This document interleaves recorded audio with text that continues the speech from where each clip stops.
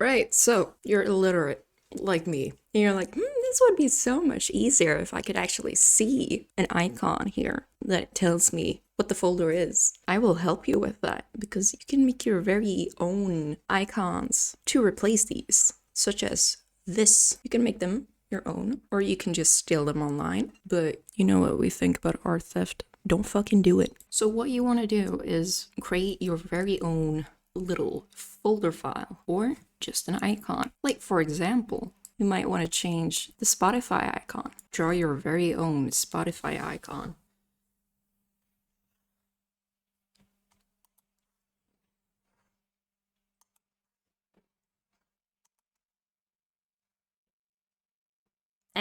That's fine.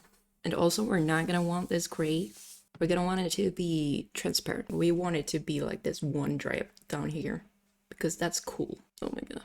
This is so pog. We're gonna save it as a PNG and we are gonna open the interwebs. So what you search is icon file converter. I used the first one that came up because usually that's a great idea and not dangerous at all. Convert your image to icon format. We're gonna put in the Spotify icon. We're gonna throw it in and it's gonna automatically save for us. Like that. Little Spotify icon. You left click it and go to properties. Also, this is all in Swedish, so like, excuse me, but deal with it, you know. We go in here to shortcut, change icon. And here you can see all the default icons that Windows has, but you can also choose your own by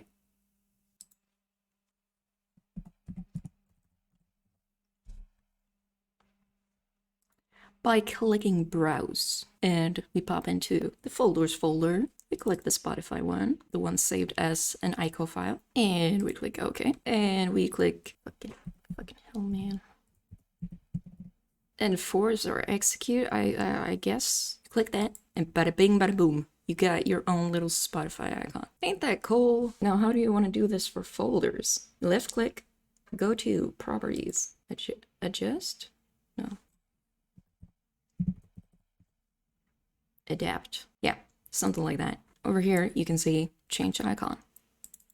So we pick that, put it in, and it takes a bit to reload. You can go into another folder and back if it doesn't work at first. And there we go. Now, what if I want to spice things up? Ta-da! Look at this. What if you want to change all of these back? Well, the positive thing about this is these are all just shortcuts, which you can delete and make new ones. Bonk. Those are only shortcuts. This is why the icons don't appear down here as they do on the desktop. But what if you want to change these?